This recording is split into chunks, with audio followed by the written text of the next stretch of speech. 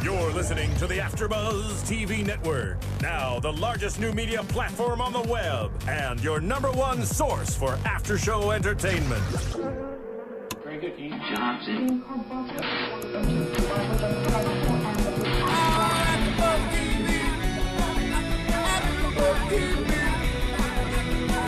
On the AfterBuzz Studios in Los Angeles, California, and streaming live on Ustream. This is AfterBuzz TV for How to Make It in America. We'll break down tonight's episode and get you all the latest How to Make It in America news and gossip. If you'd like to buzz in on tonight's show, you can buzz us at 424-256-1729. That's 424-256-1729. And now, picking up where the show leaves off and the buzz continues, it's AfterBuzz TV for How to Make It in America.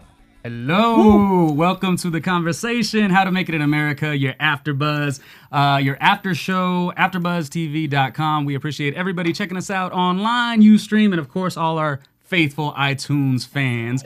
My name is Ronnie Jr. How to Make It in America, my favorite show. I think that I've connected to pretty much ever. And you're making it all our favorite show. And I have forced these people with me to hang out, so we're going to have an hour-long conversation about this great show. As always, my wonderful, amazing co-hosts, we have... Spicy Mari in the building. Spicy Mari, and of course, our social media guru. Guru. Yeah, nerd. Right? I'm a nerd. Jesse F. Daniels in the building. Hi. Jesse F. Daniels. And one of the concepts I had for this show was to bring in movers and shakers, if you will, just people that are going for their own dream, making things happen. So today, wow, Mari, why don't you do a little bit of the introduction? I know you brought in a friend of yours. That's right there. I have Dustin Felder to my left, and he is an acting coach to the stars, and myself as well, up-and-coming star. Yeah, you are a star, right? Nobody denies that, I'm telling you. No, How to I'm make just it. She's right, he will show you how to make it in America, folks. Yeah. So he is an acting coach, and he runs his own successful business.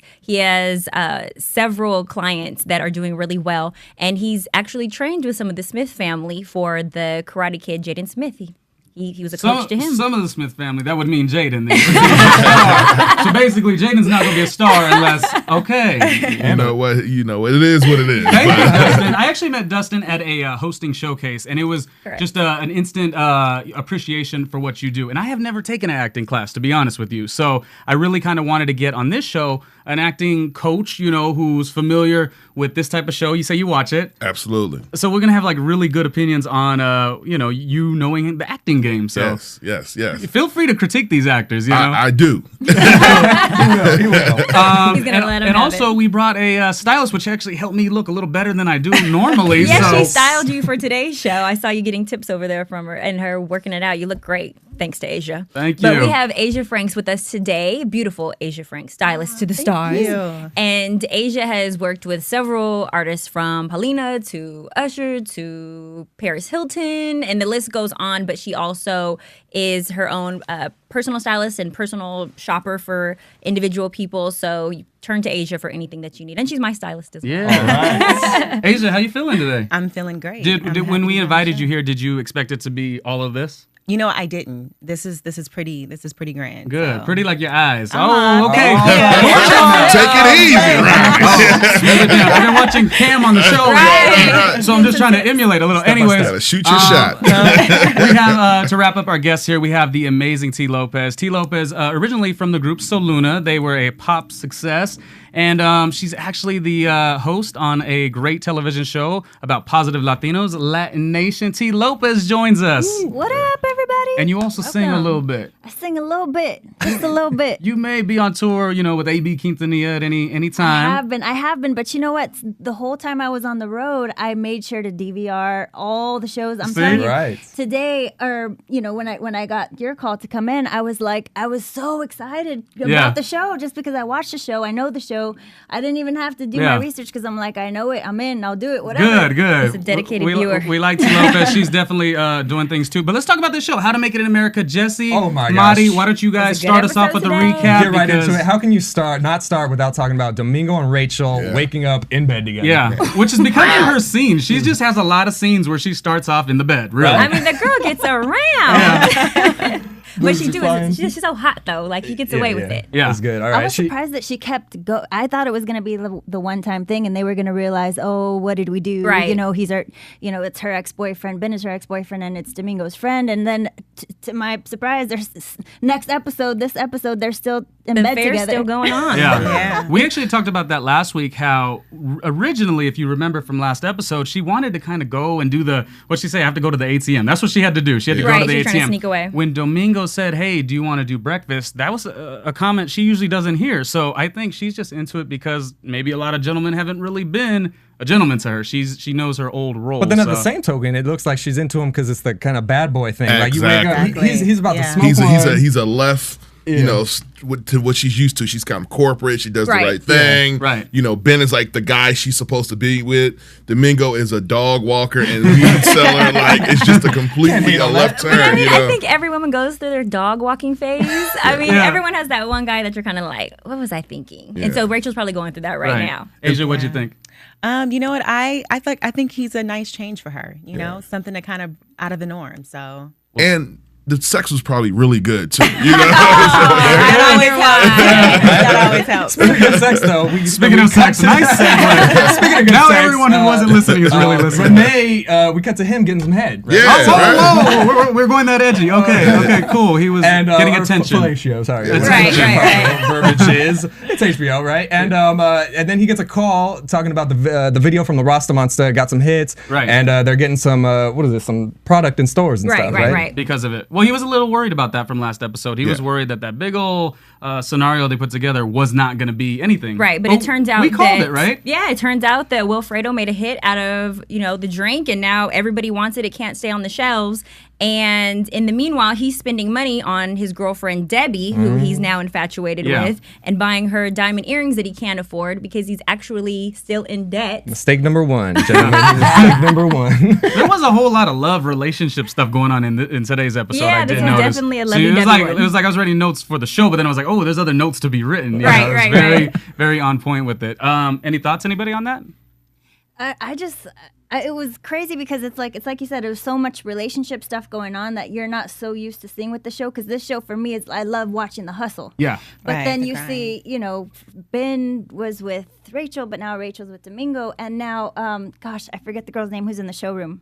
The showroom. The one that Cam. Oh, okay, Yeah. that's Lulu. And now they're together. Yeah. And it's not, and it seems like more than just he just wanted to hit it. Like they're he's definitely feeling Lulu. So in this episode, it showed that he's getting closer with Lulu, and he's also developing a relationship with their father that's becoming beneficial because now he's using his place for photo shoots and he's starring in his lookbooks. Yeah, by chance. Right. Yeah. Marty made a really good point about last week how you thought Cam obviously likes the dad because he wants to make an impression on Lulu, but there might be something more there in the sense that Cam doesn't really have a family. A father figure, yeah.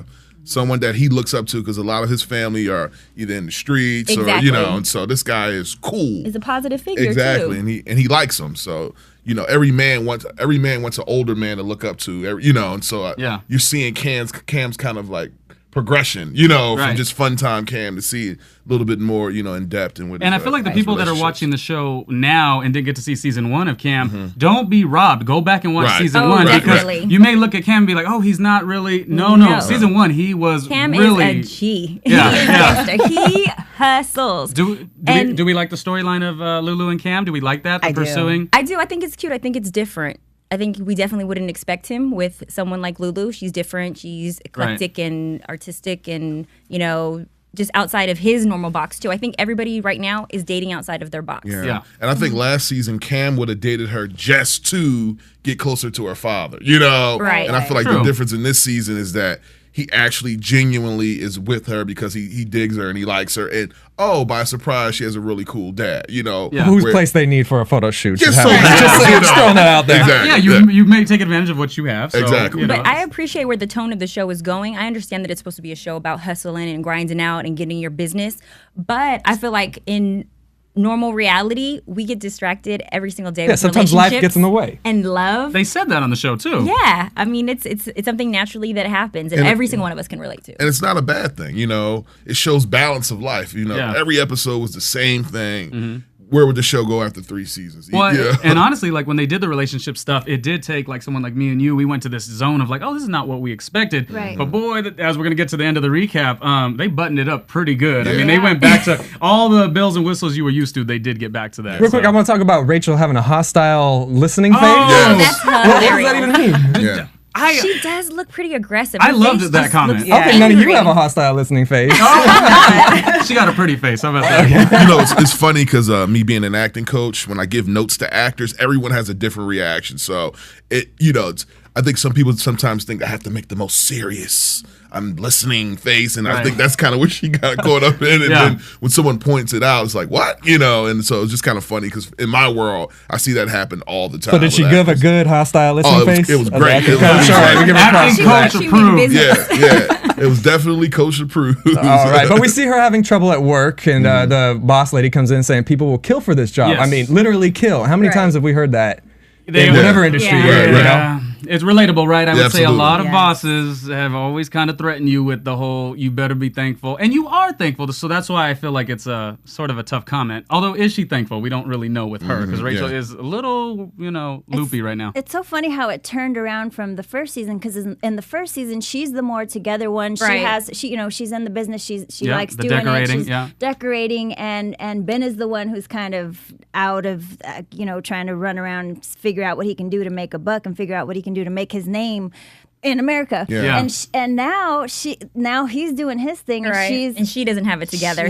She doesn't. Which is totally, like you said, true to life. You talked about distraction, hustle, and then life. Look who she's with, Domingo. Yeah. And so, it only makes sense at this point in her life for her to be with him. And she doesn't know what she wants at this point. And I love that about her character in this particular season. Hey, but guys, all right. Is it cool that Domingo asked Ben about the whole date thing, or do you think he should have just came out and said? I think I have a very strong opinion about this. Go for it. And I want to hear Asia's opinion too. I think in relationships, but as the homie, you know what I mean? Right. Well, but the thing is that you obviously know he's going to be sensitive about that. Mm-hmm. So it's almost like you told him too much information. Now you thought you were doing the right thing, but sometimes you don't even know where the relationship is going. You guys are just having fun. Mm-hmm. Right. It could be dead, and it's happened and it's over with, but now you guys are beefing, and so sometimes I've just learned in my life, just keep your mouth closed about certain things. I was saying it wasn't anything to really start talking about. Exactly. Yeah, I didn't think so. No, it was just a couple drive-bys. So you would hide that.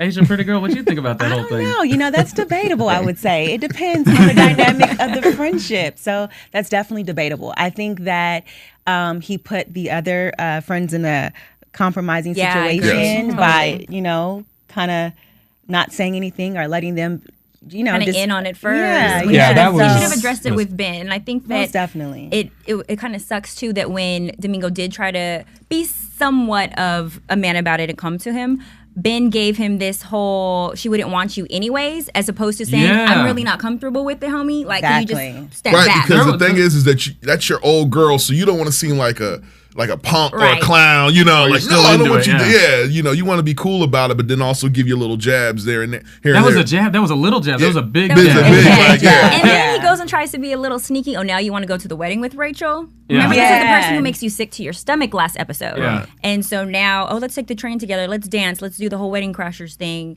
and yeah. I think it's interesting how, like you said, that maybe you might not know where the relationship is going, so you're not really going to bring it up like that. Like, no. I really, might want to do something. So Domingo kind of left it alone after that. But I thought it was interesting how Rachel was the one to tell Ben. Oh yeah, that threw me off. She saw Ben kind of catching some feelings back, and I think Ben more feels threatened than really misses Rachel. Right. I think it's more of an ego thing. It's a man protecting his territory. Right. Yeah, because the man, when he's with a woman, in his mind, that's his property in a sense, and even if they break up, whatever. So that was just him being kind of passive aggressive male, That word keeps coming up, passive aggressive. But what wasn't passive aggressive was this scene right here. I really want to cut to it real quick because we're watching it. He just asked him, "Hey, can I rent your apartment or whatever it is?" And he's like, "Well, you got to win it." We're like, "What in the world?" And bam, cut to wrestling. Well, explain what it is. So basically, Ben and Cam need to get their lookbook together because obviously Ben went to go meet with Miss Nancy again. Let's see what's gonna happen with that. Right. And the lookbook had themselves. Now you could be the fashion girl and tell us what that's about. A lookbook should not have you you in it? I mean, is that kind of, I don't know really. Yeah, that I completely agree. Lookbooks should not have the actual designers in it. I think they accomplished what they were trying to do by adding a different person in the lookbook. So you should hire most friends. Definitely. Like friends, what do you guys models. Think? I mean, just somebody different. I admire the honesty when he said, "Oh, we don't really have money to do that." Right. Exactly. Right. And then what do you necessarily do with the lookbook? That's something that you're supposed to use to shop around for people who aren't into fashion. How would they know? You would need your lookbook in order to show to sales reps, buyers, just to kind of showcase your line. Okay. So it's something that's updated every season. Yeah. So it's very key in getting a line out. And it's there. funny how it transitions because I didn't know that. But in film, because I produce as well, when you're pitching a TV show or a film, it's good to always have a lookbook, which are kind of images of the world that you're trying to create. So that someone can see it and say, "Oh, okay, I get more of an idea." More of a visual of. So when I heard lookbook, that was the first thing I thought. And so then we move into, like we were talking about, Cam does talk to the dad, building that relationship that they have, which is, of course, for his career, to profit his career, because they do need a great location. But it's also to, kind of getting good with that dad is what it's seeming like. And while he's getting good with the dad, he's getting good with Lulu. Yeah. He got lucky. Him and Lulu this episode hit it off. Yeah. I just had a question. They had like outfits, and there was like different colors. So it was just like, it was like teams. I was just threw me off for a second. We're hearing moans and groans. We didn't know what was really going on. Just the fact that he has like separate outfits that fit him. It was just kind of interesting. But funny. Jess, what do we have next? We got to Rene is having money problems at this point. So what was up with that? I just didn't understand that. So apparently Rene's goons, as we would call them, haven't been handling their accounting very well. And so now Rene has to come out of his own pocket $30,000 in order to fund Rasta Monsta because there's such a high order of shipment that needs to be made. But because people aren't paying their debt, he's going to have to start being, physical now and go back to the old Rene and lay hands on people in order to get this money. So he goes back to the liquor store and kind of manhandles the guy, this young kid who's the new CEO. Debbie apparently. For the earrings back. Oh yeah, girls, I know you all. Wait, Asia, was that insulting or was that not insulting? So insulting, and the fact that he tried to bribe her with fake ones.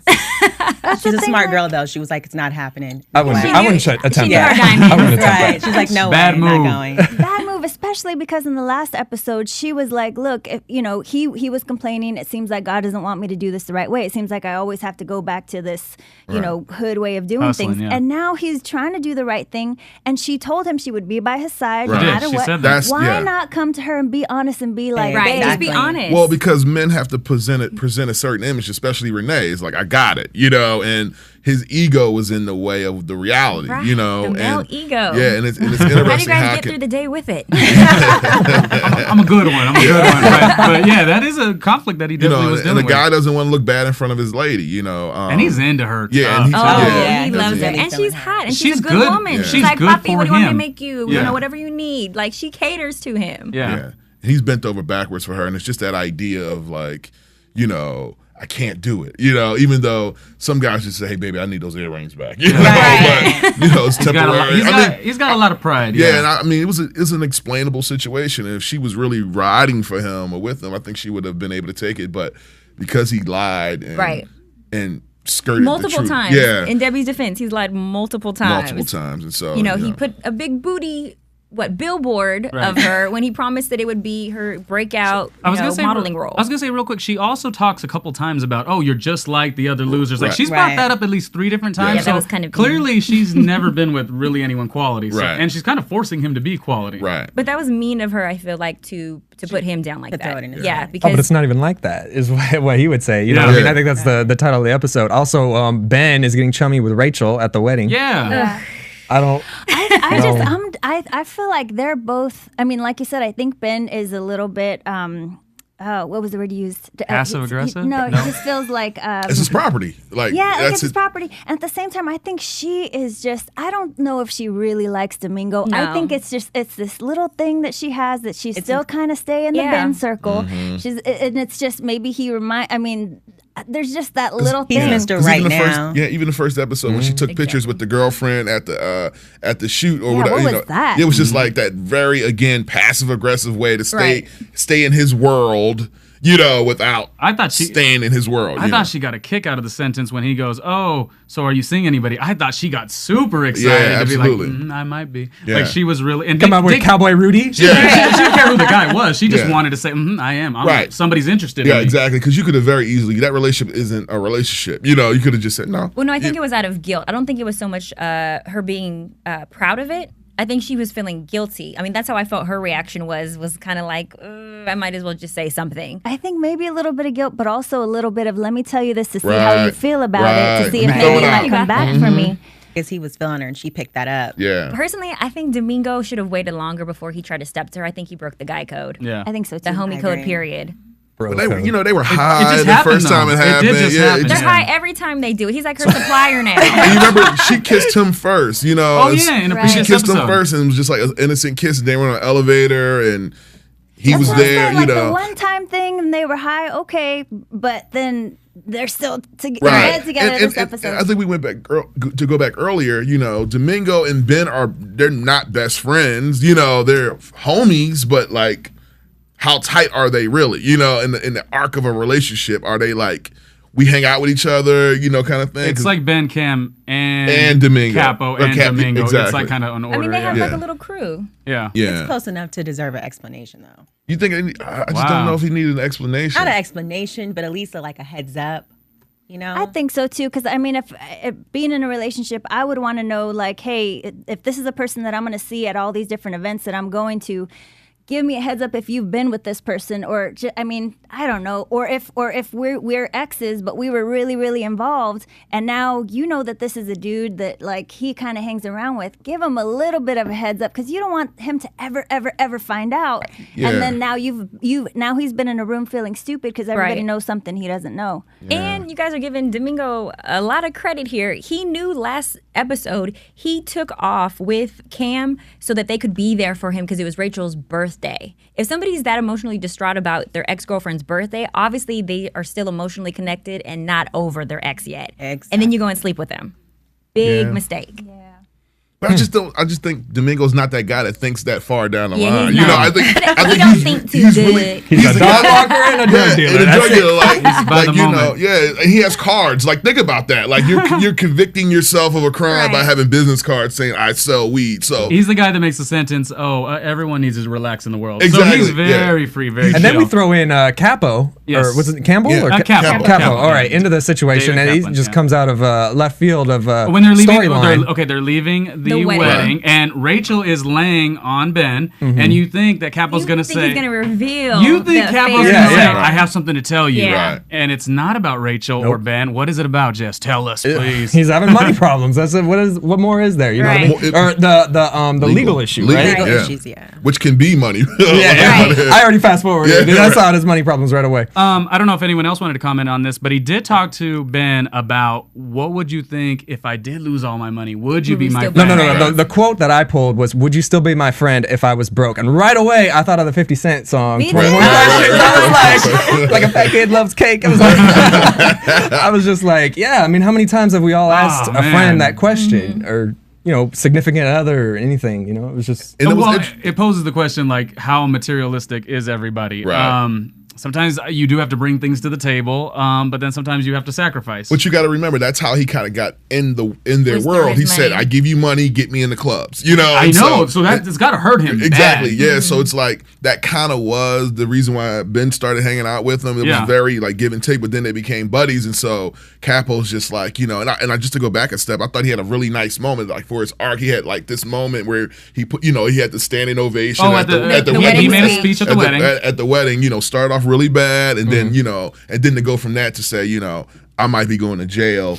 Can we still be buddies? Yeah. Well, he started out bad because he was reading his, a little note that he picked, and it wasn't authentic. It wasn't really him. Right. We all laughed out loud. I remember when we watched that. Well, because it was a whole room looking at somebody doing a wedding speech, and it was like cricket. So that's never good. I just personally, the reason why I laughed at it, I was at my brother's wedding. I was in my brother's wedding, best man, and I told him he was my hero at the speech. And it was just a weird moment. I was like, "You're my hero," and everybody was like, "Oh yeah." It was just like, you know, I used to beat me up, and but it was just, you don't know what to say sometimes. I just thought it was great, a great shot when you pan to him outside alone, and it's like all quiet, and then you see him go in, and you're following like behind the wall, and then bam, like a crowd. I mean, how many of us have felt that where you're just like, you feel alone, like you've got nothing, and then bam, you're stuck on. Getting emotional in this episode.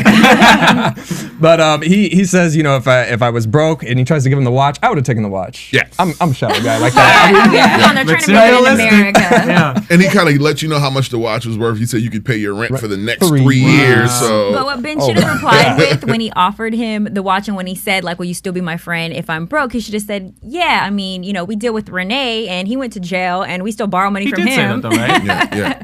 He did make the comment that, I'm definitely down for you, right? Yeah, he did, but I'm saying they obviously deal with people who have records and they're still friends with them because they're still borrowing money from someone like Rene, and so but I think they can still borrow. Kaplan ultimately wasn't thinking about that aspect, whether or not they would like somebody who's like a criminal. He was more like, gosh, I was not your guys' friend. Even, when he met him at the Barney's, that girl, Natalia, was not his girl. That was a paid girl. Exactly. So he's kind of used to a world, and it's going to get ripped from him. And Capo, just as far as his character, has always had to pay to get acceptance. So he's that guy who has to pay to get in, and so he's paying for his friends in a sense. I definitely enjoy it because I think in this business, like, as much as I've tried to do what I've tried to do like 10 years or whatnot, it's like I do see people go on the ups and downs. Not saying criminally necessarily, but that's been there too. It's just nice to see because that is another we talk about. This episode was the true to life show, really. Yeah. Right. Because I've seen that, and then it's like certain people diss other people now because they're not really somebody or whatever, and that's a hard and then the show thing. just gets really you were looking for it to like get a little bit edgier and right, or what were we saying? And I think it's getting a little bit more gritty,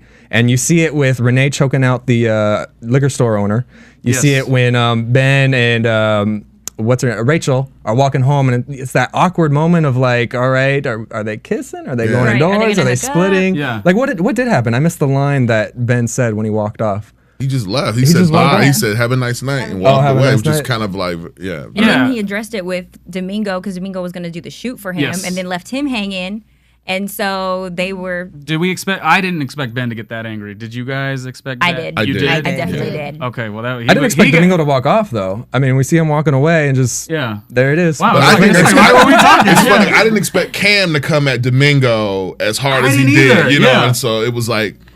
It was like quick aggression, know. Then at first I was like, why did he, how does he even know that? But then I had to remember. Cam was in the middle because Cam knew this information but never told Ben. And so Ben not only got mad at Rachel, not only got mad at Domingo, but also gets mad at Cam for the loyalty issue. Yeah. And it's not even like that. It's not even like that. But Cam's put in a hard spot because that's really not his business, and you do more harm than good sometimes when you jump in a situation. It's like Domingo needed to keep his mouth shut. Domingo should have just kept his mouth shut, let the relationship. But I think to go back, I think Domingo just liked her. Yeah. And I think he was just fun for her, but he liked her, and so I think that's what compelled him to do that because you have never seen him that thoughtful, to ask a question. So it's exciting because now we don't know Domingo, they exchange word F you, a lot. So we don't know where Domingo will be. Yeah. And obviously we'll see him on the show because he might be with Rachel is what we'll see. So that interesting relationship, I am interested to see. And regardless, they do the photo shoot, they get the lookbook done. Yeah. How did they get the lookbook done?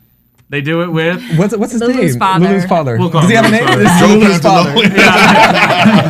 Which actually turned out pretty hot. Like it did look. I was going to ask you, lookbook girl. Did it turn out hot because it was so like ironic and different? Was that kind of a deal? I mean, was that kind of the thing? It's not cliche. It's something that was just it's cut. And I don't know. It's very edgy and just something that's not you wouldn't expect it. And he's cool. And he's an older guy and he's cool. If he sold a $2 million painting off of Pinky, he's got there's some exactly. Right. Yeah. So, and it's just like he has that kind of cool, It's something special about it. I'm definitely feeling it. But then you flash forward to Ben at the photo print shop. Right. And I mean, I don't know about you guys, but like this just put me in my place of like, I remember being at a print shop, printing essays or photos or resumes, whatever. And you're just like. Needs to be perfect. Exactly. And he gets it done and he calls Capo and just, I don't know, what did that signify? Like, just keep your connections? I'm wondering if he's thinking, nobody else is really my friend anymore. Is that why he's into Capo? Or is he just being like really loyalty to everything Capo's done for him? I don't know. I think it's that loyalty, and Ben is just, at the end of the day, is a good guy, and he sees a guy that's vulnerable, and he might feel like, man, this guy, like Cam, I don't know what I'm getting sometimes with him. Domingo, I definitely don't know what I'm getting with him. Rachel, I definitely don't know. At least this guy, he really feels like I'm his friend, and I feel like that's my friend too. So there's a little bit of vulnerability. I'm interested to see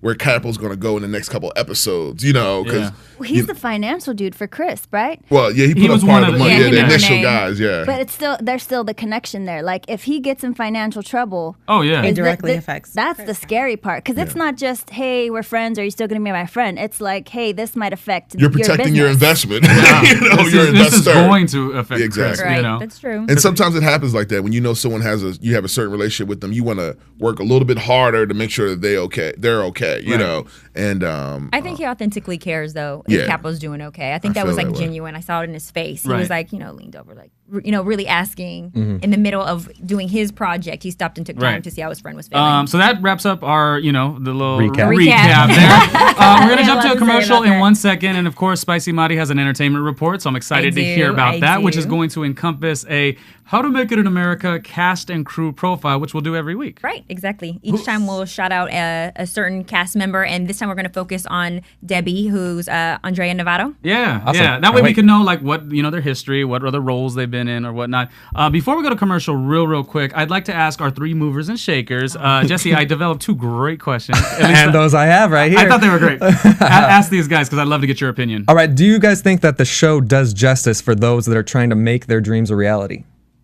Either of you jump right in, or all three of you. I think so. As a business owner, it's not easy. You have to have a lot of faith, and then on top of that, they have a partnership, and the partnership isn't always in one accord. One person has one idea of it, another person. You see how Cam showed up late to a meeting, and the Gina Gershon character said, you're late, but been a rapper. Just kind of that, and so. And then they were beefing about their personal stuff, and so it really shows that struggle. And then you feel like then with like Rene, you feel like I got somewhere. And as soon as I get there, I feel like I took a step and a half back, And so it's as a business owner, it feels like that a lot of times. It's me personally, I worked on a great movie. Okay, I'm broke. Or I opportunity versus like the financial. It's absolutely. Do you ladies have any relatable stories? Oh, most definitely. I'm actually working on Align myself, and I have a partner, so I can definitely relate to it. It is finances is one of the main things that you need to keep your establishment going, and this is something that they're struggling with as well, and lookbooks and models and all that. So it's definitely something. This is like your show then. I mean, if there was ever a reality spinoff, I think you should be casted. Most definitely. T, I've known T for 10 years, so I've seen so much of her, ups, downs, or whatever. Mostly ups, because you are always doing good things. But I mean, it's the same thing. It's major ups and major downs, and I think this very special thing about the United States of America is that you can make anything happen. But I mean, some people are the kind of person that I am, and the reason why I relate to the show is you're either all in or nothing. Right. Like there is no plan B, but that's not for everybody. But that's what these dudes are doing. I mean, it's like you said, one day you're completely broke, the next day you make the biggest connection ever. Right. And if you really, really want to make your stamp in America, I mean, that's the only way to go. It's not like how it is in every other country where you got to kind of go from the bottom, and some people do here, but really the way to get your name out is to do something big here, and that's what everybody I think is always trying to do. That's what we learn. Yeah. What do you guys find is the number one motivating source to continue to do it? I know with T, I know her mother, so it's kind of like, I know you talk about family. She's an IE girl, is that's your driving force? Obviously, you've talked about it many times. For me, it is because it's. I mean, I don't know how it's like this for me and a lot of people that I know. When I came up, I came up in the hood. I was born to two 14-year-old drug dealers who then turned their lives around, and now they do stuff to help the community to prevent them from going through what they went through. And I want to be able to take care of them, to help. Like, that's me, and I want to get to a place where I can have it not be about me. It's not just about me, but if I can be in the position in order to kind of help bring my family up and my culture up. I always say that, like, if I get my first big check, it's not even for me. I'll live in my cheap where apartment it's I live going, in I'm now, not but I gonna would see like it. to buy my mom and I'll dad take that something. lunch off you, Ronnie. Don't worry. Money is one thing, but career opportunity is another. We got so much more to talk about, the Spicy Madi Entertainment Report, but let's do a commercial real quick, and you guys are watching the after show, AfterBuzz, for How to Make It in America. Jesse Janity, hit us with the commercial, please, sir. The biggest new media platform on the web just got bigger. More bandwidth, smoother streaming, lightning fast download. Don't get technical with me. AfterBuzz TV is making the jump to hyperspace. Join the fun at your #1 source for after-show entertainment. Look at the size of that thing. AfterBuzz TV. We're back. How to Make It in America. Once again, shout out to our Ustream audience and our iTunes audience. We definitely appreciate it. You are watching the How to Make It in America after show on AfterBuzzTV.com. We are so appreciative. Once again, my name is Ronnie Jr. I'm joined by Spicy Madi, our social media guru nerd, Jesse F. Daniels, acting coach Dustin Felder, Asia Franks, stylist, designer, and the triple threat T. Lopez, music, singing, everything like that. Jesse Janity, I think we have an entertainment report that Spicy Madi is about to get spicy with, right? Yep, I got some news for us. Ooh. I love the way that sounds. Yeah, you're official now. you plugged in. All right. So we were mentioning, talking about Nancy earlier, how Ben had that little meeting with her and how Cam didn't make it on time. And so in a report, an interview that Cam had given. With the actor is Victor Razoo. Correct. Victor had given to Buzz. Buzz.com was that if we stay tuned, there's a possibility that Nancy may be trying to cut him out of the business deal. Oh, okay. So that goes further than what we thought. He hinted at that, saying that there's a possibility that Nancy might not involve him. Okay. And so he was like, you gotta just keep watching and see. And I kind of felt that from her when she gave him the cold shoulder. So that was from his mouth, not mine. And that kind of happens with the music groups where they're like, okay, the three of you are good. Right. But that, or vice versa, like the group is 4 and we're just going to take that solo artist. Yeah. Oh, I want to see that. Nice little preview. Okay, good. One of my favorite characters on the show, Domingo, also known as Kid Cudi. That's how we know him best. He is been reported having beef with Wale, who's an additional rapper, and we can all rejoice and be happy to know that they have squashed the beef, and they have recorded together. Yeah, freedom at last. Freedom at last. But there was a report that he had denied Wale's credibility as an artist, and that him and Kanye had worked together, saying that they weren't really working with Wale like that. And so Kid Cudi and Wale have made up and they're friends again. And Wale has actually said that he's happy that Kid Cudi, who was going through some drug problems for a while and depression dealing with his ex-girlfriend, they are happily back together now. And so his spirits have been lifted. And he really attributes that to Kanye also helping him bring him out of that dark place he was in. I like Kid Cudi's real story as much as I like Domingo's story. Isn't he interesting? He does a great job. Real quick, what do you guys think of Kid Cudi? This is a great role for him. I think this is an amazing role for him. I actually like him as an artist. He feels like a little bit, because he gets in a little bit into trouble, but he's not a bad guy. He feels almost like Dennis the Menace. Dennis the Menace, like in real life, but I think this is a great character for him, and he fits right in. You can tell that they brought him in more the second season. You think his acting is on point? I think it's a little over the top sometimes, but I actually love where he goes. A little too many hand gestures for me, but I get the character, and I think he does a great job with it. And the look and like the whole brand presentation of that character is right on point. Right. Especially being like rapper gone actor. Yeah. That's kind of, tough for them. And it was kind of like kind of came out of nowhere, because I know the first couple episodes you're like, is that Kid Cudi? And so in the first season they were quick little roles. Now it's we get a storyline with him. We know about his character. And he was one person I wanted to see more in the show. So I'm glad to see him. Yeah. Well, the producers must have been listening to your thoughts. I was. And so also we have Rachel, who's Lake Bell. Who's known as the boob girl this week on Twitter. She's kind of like all over the place, kind of dingleberry. But she is similar to her character on the show in real life. Bentley allowed her to test drive the 2012 Bentley for 8 days. She did not crash it, but when she went to return it 8 days later, the bumper was missing. And she couldn't explain. I don't know where you lose a Bentley bumper, but Lord knows I know. Had no explanation. We can all relate to that one. Yeah. I hate when that happens. But yeah, she had to return it with the bumper missing. And so she wasn't sure whether to be proud that she drove it so hard into the ground or whether to, blame herself for, driving kind of recklessly and if there was potholes in the road. This was definitely her week for press. I seen her on tons of interviews. She was on Jimmy Kimmel. I think it was the week of interviews because this was post her nudity, topless scene. She had a really fun comment on Twitter. Jesse, do you have that available? Yeah, my boobs are appreciative of all your kind, lavicious words. After all, it's solid support that they'll keep them perky. Hashtag right? What? Though? Can't forget the hashtags. Don't forget the hashtag, Jess. Hashtag how to make it. Hashtag sorry, Dad. I like the humor. I like the playfulness. Right. That's always a conflict if women are going to go topless on a show. So they're good. I mean, they look awesome. Yeah, we all agreed on that. I'm inspired. Yeah. No question. Yeah, she was good. She was solid. But you know what? It wasn't like in a slutty way. It wasn't like it was in a tasteful way. Yeah. She just got out the bed, and she just got her some. Putting her I think clothes it sold. It was great to see, but I also think it sold the vulnerability and the scare. Like she was very weird in that moment, and it kind of helped, Then she kind of plays like a goofy, silly character. So when you do get to see a little bit of nudity, then it brings us back to, oh yeah, she's sexy. Yeah. Right. Yeah. Oh, she wears those big jackets, and you had no clue. Right. Yeah. So she has an aggressive face. Oh, but her boobs, she's sexy. What else do we have for your entertainment report here?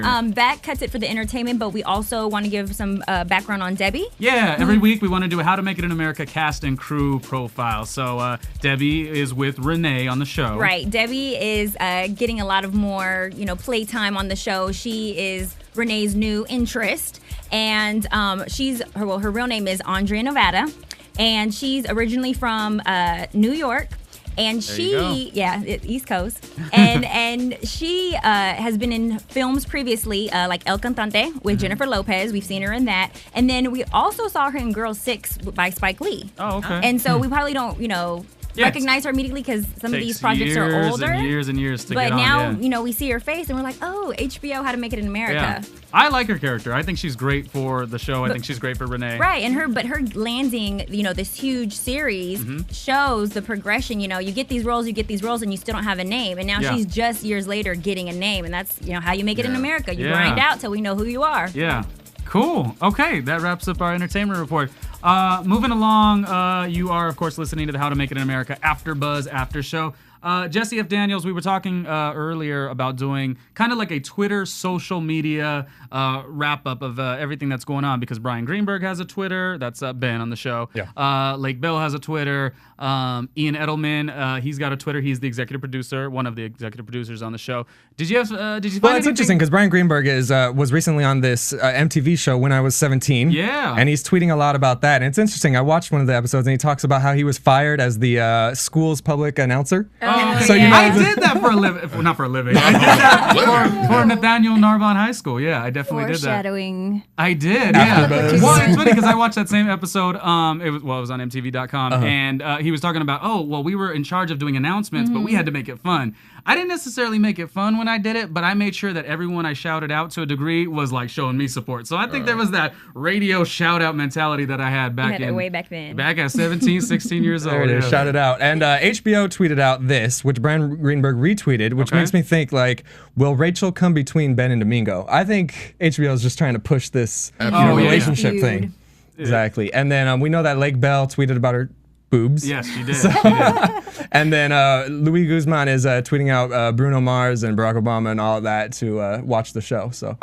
Wait, what is he doing? He's just adding people. Oh, so he's telling people to watch those kind of people. Exactly. Wow, and you'll be surprised, the show is actually doing really good. It's holding up in comparison to Entourage because it's by the exact same people. Yeah. And if we've Julian seen Farino one directs. Marky Mark project, you think you've seen them all, but really this has a little bit more edgier of a twist. And so they're saying that it's a little bit even more authentic and relatable than Entourage was. And so we hope to continue seeing it, seasons to come, because now you're dealing with actual real struggle, whereas opposed to the Entourage crew was, Vincent trying to figure out if he should take this role, or, I can't believe, I have to take $1 million pay cut. I mean, to see Vince with the groupies is great, chilling at Earth Cafe. It's all great, and we're in Los Angeles, so we sort of possibly do some of that stuff. Right. But, I mean, it just got so tired. But then you'd also take Broke Mogul, who's the music supervisor for Entourage and How to Make It in America, and he's... And 90210. Yes, I do my homework. Yeah. And he's tweeting out, what's your favorite song off the How to Make It in America mixtape? Oh, I got some choices. Yeah. I love the last one. I love the DuckTales, which is killing the vibe. He retweeted someone who had my favorite, which was Levels by Avicii. Oh, it's a great song. That's a great song. Yes. It's hitting in the clubs right now. Yeah, that's a cool job. Music, super. Oh, look, can we talk about music real quick? Oh, we didn't talk about it. I love the song "I'm So Proud," and there is a movie that I stand by as "I'm So Proud." I thought you were gonna join me. No, I can't sing. No, we're not joining. Solo. I'm committing. There you go. Got an actor career in me. There you go. No, that song. First thing I thought of was kind of off topic from this show, but another great New York City, the Bronx. Yes. That song was in The Bronx Tale, which to me is one of the best movies out there. I still quote a line from that. The worst thing in the world is wasted talent. That line I still use. Well, what's kind of interesting about that in season 1, when Ben goes and talks to his old teacher, he says, "You always had the talent. Your follow through was a little shaky bakey." So a lot of the things that we like on these other movies actually do transcend into this. Can we? Do you have any more Twitter stuff, real quick? That's it. Let's pass around the question: Entourage comparisons versus How to Make It in America, knowing that executive producer Mark Wahlberg's on the project. Ian Edelman is definitely directing, and he's done a lot of the writing for this. And Julian Farino. It's like a lot of the same team. What do you guys think about the comparisons of the two shows? I think the pace in which the shows go are similar. I love when you go to New York City, it's just a different kind of pace. In Entourage, they're pulling up in a car, and How to Make It in America, they're walking, on the train. But I love the pace, and I really feel like the music drives the shows. Yeah. Just even from that Aloe Black, I Need a Dollar, like that song. Which never gets old. That never gets old. It's a song you can listen to a million times. And I started following him because of that song, because of it being played on. And so I think the music has a big part to do with both of those shows and how they run. I think the differences are you see kind of like How to Make It in America is almost the before, and Entourage is the after, in a sense, Well, and then when you talk about the music, how many other shows have mixtapes? They had a mixtape 1 and mixtape 2, which is great because you get exposed to these songs, and then all of a sudden they're on the show. You're like, oh, I'm so familiar with that. Right. It's definitely a community. I think this show does that more than a lot of shows. And I think that one of the other differences is that Entourage, when the music, even though it drove the show, was songs you knew. Whereas How to Make It in America, it sounds like, well, who's that artist? And so it's like it has more of that grind, like people who are on the come up kind of vibe. Oh, man. I even like that term, on the come up. The show could be called On the Come Up. Absolutely. It's like this show is an indie band, and there it is. Established artists. Entourage was the mainstream pop group. With radio friendly records. Being celebrities already. It started from Entourage. We automatically saw them making it, and as opposed to this, it's like, dang, it's really hard to get we relate more to this. It would be like us seeing Vinny Chase and E and all them when they were living, I guess, in Brooklyn, in Queens. Queens. And then them trying to get over here because it's not easy. And another comparison, there's a lot of weed smoking going on both of the shows. Weed smoking and women. Weed and women is the constant. So that's just another similarity, through line. But I think you watch them for different reasons. I think you watch Entourage because it's like this lifestyle that's larger than life that you kind of wish you were there, and you're dreaming about it. And then this is your everyday, and you're going, yes, I know that just happened to me. Or that's happening right now, or it's you just watch them for those completely different reasons. I always get connected mostly on those phone calls when they're like walking in the street, and I'm like, that just sounds like something I might have said, where it was like, do I go with the opportunity? Do I go with the money? Am I playing myself if I try this route? These are all things that we go through. You said you go through that type of thing with your line, right? Most definitely. Can you give me a sacrificial story, maybe, of something you've had to do? We want to support you. There's so many. I know that I always struggle with, just trying to maintain the integrity of my brand, and like you said, you're constantly battling between opportunity versus what's going to be the most financial gain. Right. So, you've had situations where I remember you calling me and you're like, I don't know what I'm going to do. Like, they only gave me this amount for the budget. Like, you've had to come out of your pocket. Most definitely. When you had to pull clothes, and they didn't want to, give you enough money to fund the project. So you were the capo character? Should I? I guess I need $1. Find you a capo character.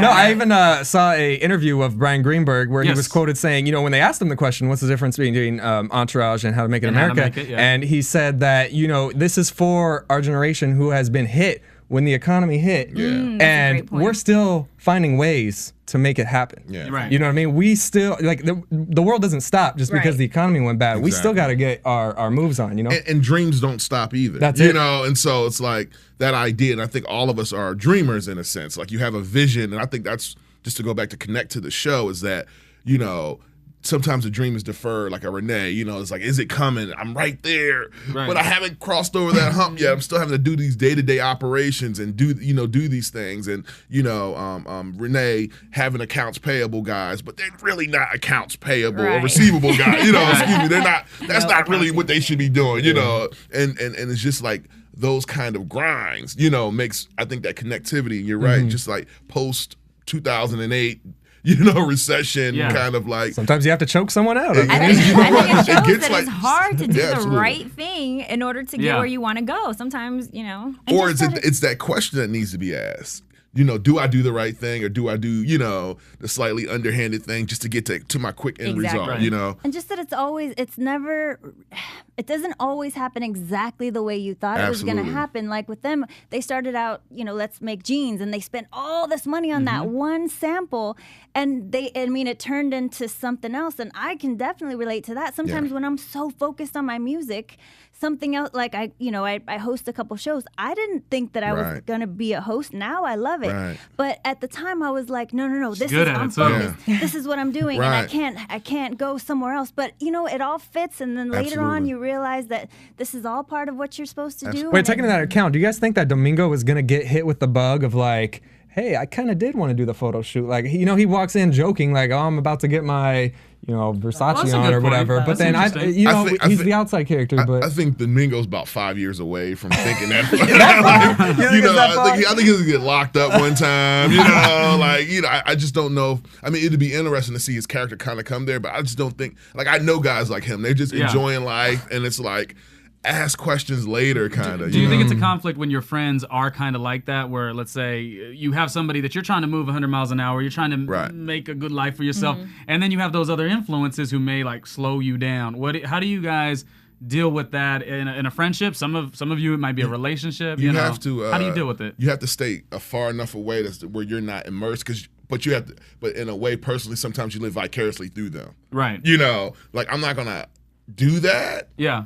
And so I can't be so close to you, but wow, it looks fun. Yeah. You know? And it's also, people are just different type of people. For me, I grew up in Southern California, so my high school friends are great. But do I ever talk to them? Not in a bad way. I love them to death. It's just the lifestyle is so much different. I'm literally going to stay up 24 hours because, oh my God, somebody made a phone call. Me and Marty are going to work on a pilot. Like, I'm that much on that zone, whereas, you know, other people can't do that. Any stories like that for you guys? I think part of growing is actually recognizing who those influences and what those influences are, because you don't always know that this particular thing or this person or this group is kind of slowing you down. You really don't get it. Oh, I recognize it. I definitely have had to cut off some people because I'm like, you are not a positive influence. You are weighing me down. Every time I pick up the phone. Every time I pick up the phone, it's like, oh my, you're killing my spirit. Yeah. I call people like that drainers. You know, they just drain everything out about you. You know, you could tell a selfish person when they can name times when they weren't selfish. You know, like, I wasn't selfish this one time. Like, that's a good sign that that's a selfish person. They're taking withdrawals and no deposits. Exactly. And, you know, and not being those people. We got a lot of good quotes today. I'm a quote person, so stay with me there. Makes me want to take this acting class. Hey, come on, man. For free. How to make it. What was that? My mic went out. But my earphones. But you know, that idea of just not being from LA and moving here, and, like, you know, someone told me you're not going to understand. You're not going to start to understand LA till you're out here 5 years. And I was like, oh no, but it is true, because you go through relationships. You're like, you'll be hanging out with people. You're like, I don't even like these people. You know, why am I? Or you'll hang out with people because they're in your industry. You think that that's who you need to be hanging with, but they're stabbing you in the back and trying to pull you down. And I'm a big person of cutting people off. Like, that's so interesting that you said that, because you're you're from the East Coast Absolutely. and you moved here to LA, but that's what I was talking about. Just that process of growing in order to recognize it. Because you're right, when you're first in this business, you're kind of like, well, I think, this person is supposed to be doing this, so maybe I should be here. And realizing later what's a waste of time. Right. And you start to figure that out as you go along. Absolutely. Like, I don't need to be at that event. Absolutely. I tell my clients all the time, if you're at a club, the DJ's the loudest thing, most likely business is not being handled. Yeah, more bar lounge. Yeah, exactly. We should all do a blog about, But Destin being from the East Coast, that I was wondering too, how do you think they're depicting the East Coast in this show on the Entourage? I think it's great. I mean, I think that's the feel. It's a lot of moving. You don't see people in cars; they're walking. Nice. The style is a lot sharper. Like one thing about the East Coast is like when it gets. I always like it when it gets a little cooler because you can put your clothes on, and just that idea of that hustle and go and catching a train and having to pack a bag, bring a bag with you. I just feel like the flow of that, and then the art galleries and stuff. And LA has that too, but like New York really kind of embraces it. I lived in Weehawken, New Jersey for just a little bit after I did a television project, and I kind of hoped it would go somewhere. And it necessarily didn't, but it was a great experience. And I loved how you did have to plan your entire day. Yeah. My car is filthy, probably, most of the time, just because I'm like, I don't force myself to have to prep And then day. you cut to the scenes, the forthcoming scenes, and you see Renee's character sitting there at the buzzer, and that to me is just like, oh, you can't do that in LA. You can't just sit there at someone's buzzer, you know what I mean? And to the apartment, or like, those scenes, the romantic ones where people are yelling from the balcony. You saw that last episode. What do you guys think is coming up in the next episode? Predictions. Yes. Shall we do AfterBuzz TV predictions? Thank you, Jesse J. Nice. Asia, do you want to start off your predictions and maybe your style opinions too? Oh, you know what? I was going to say, I really love the redhead.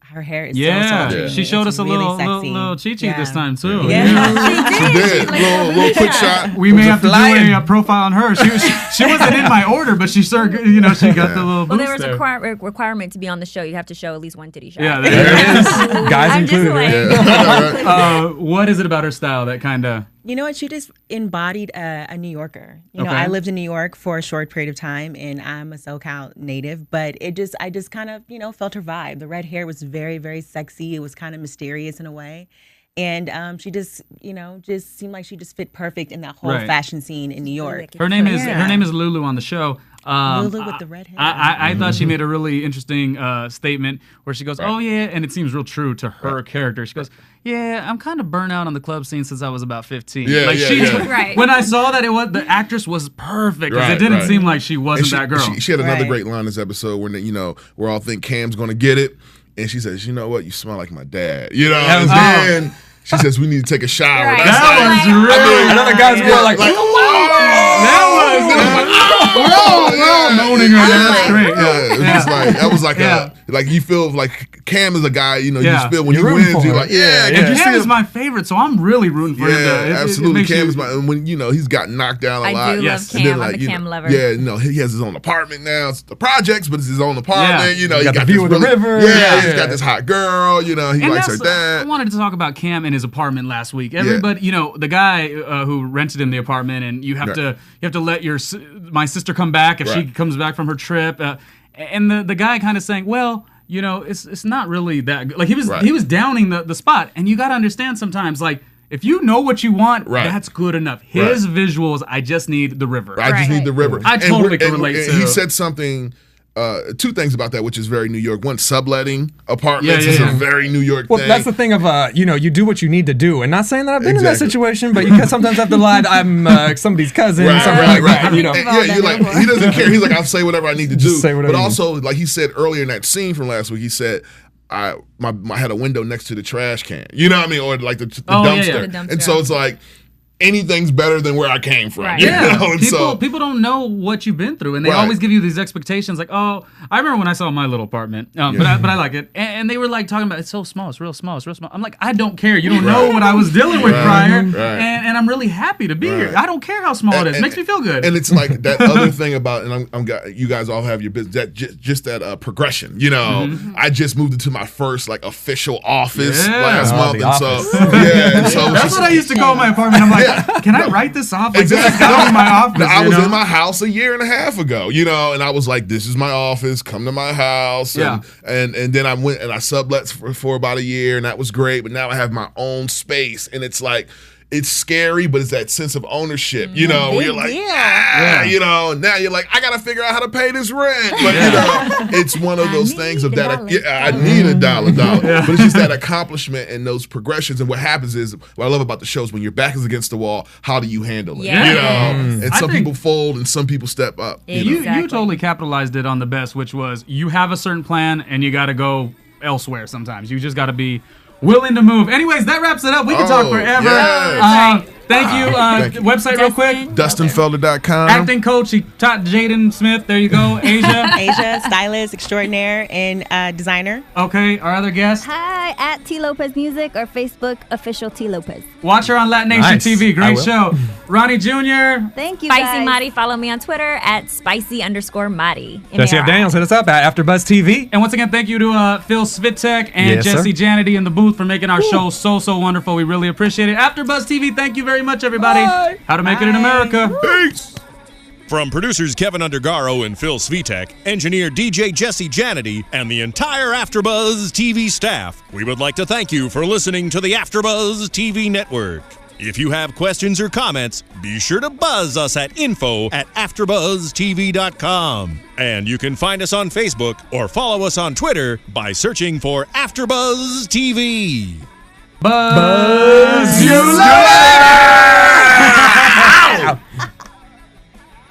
AfterBuzz. The views expressed herein are those of the hosts only and do not necessarily reflect the views of AfterBuzz TV or its owners or principals.